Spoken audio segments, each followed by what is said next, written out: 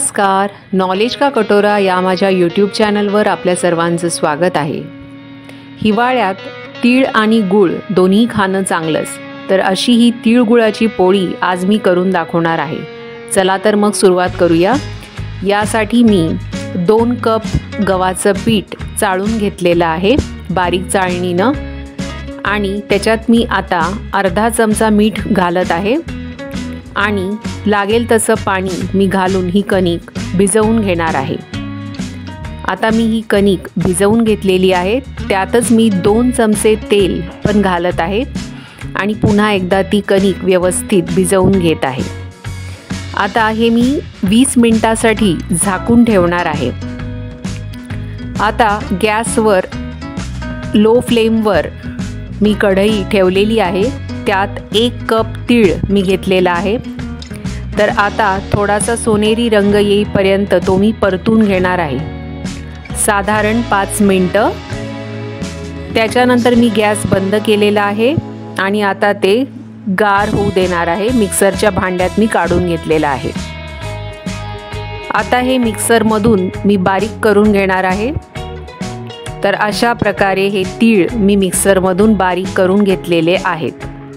त्यातच मी 1 कप गूळ पण घालत आहे। तर या ठिकाणी मी गुळाची पावडर घेतलेली आहे, तर तीच मी मिक्सरच्या भांड्यात घालत आहे आणि पुन्हा एकदा मी मिक्सरमधून बारीक करून घेणार आहे। त्यामुळे तीळ आणि गूळ दोन्ही व्यवस्थित मिक्स होतं, म्हणून पुन्हा एकदा मी ते मिक्सरमधून फिरवून घेणार आहे। आता यातच मी अर्धा चमचा जायफळ आणि विलायचीची पूड घालत आहे आणि याच्यात मी 2 चमचे दूध घेतलेलं आहे। तर 2 चमचे दूध यामध्ये मी मिक्स केलेलं आहे, त्यामुळे व्यवस्थित बाइंडिंग होतं। हे आता मी चांगलं मिक्स करून घेत आहे याच्यात। तर यापेक्षा जास्त काही दूध लागत नाही, 2 चमचा ते व्यवस्थित बाइंडिंग होऊन जाईल। आणि आता अशा प्रकारे चांगलं मिक्स करून घेतल्यानंतर आता 20 मिनिटं झालेली आहेत। तर मी आता याच्यावर थोडंसं तांदूळाचं पीठ घेतलेलं आहे पोळपाटावर।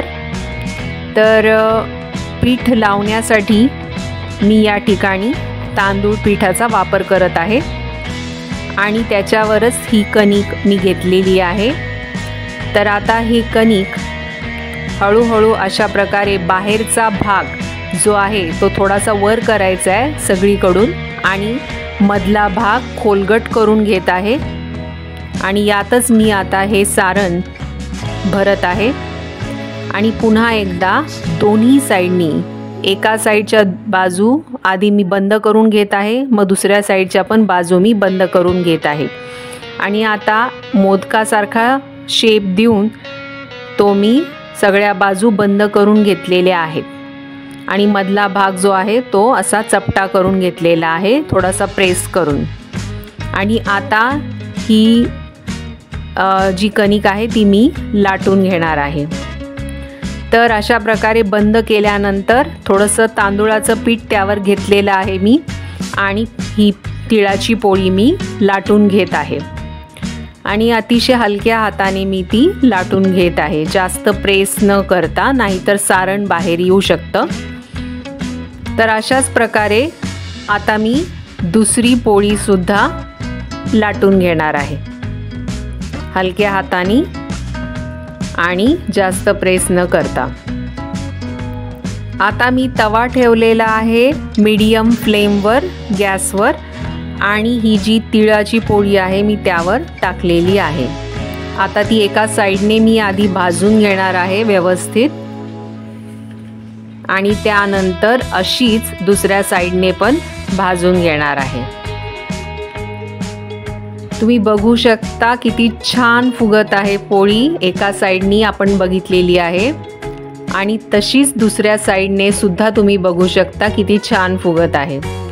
त्यामुळे पापुद्रा पण छान निघतो। अशा प्रकारे दोन्ही साईडनी ही तिळाची पोळी छान फुगत आहे। तर जर तुम्हाला वाटलं तर तुम्ही त्यावर थोडंसं साजूक तूप पण टाकू शकता, आणि ती पोळी नीट परतवून घेऊ शकता। तर अशा प्रकारे तिळगुळाची पोळी तयार आहे। तर साजूक तूप आणि दूध यासोबत ही तिळाची पोळी फारच मस्त लागते। तर अशी ही तिळगुळाची पोळी तयार आहे।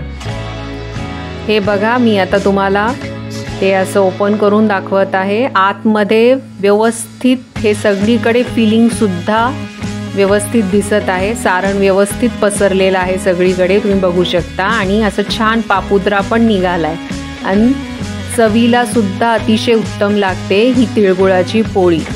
हा व्हिडिओ आवडला असेल तर शेअर, लाईक, कमेंट करा आणि आणखी व्हिडिओ बघण्यासाठी सबस्क्राईब करा यूट्यूब चॅनल नॉलेज का कटोरा।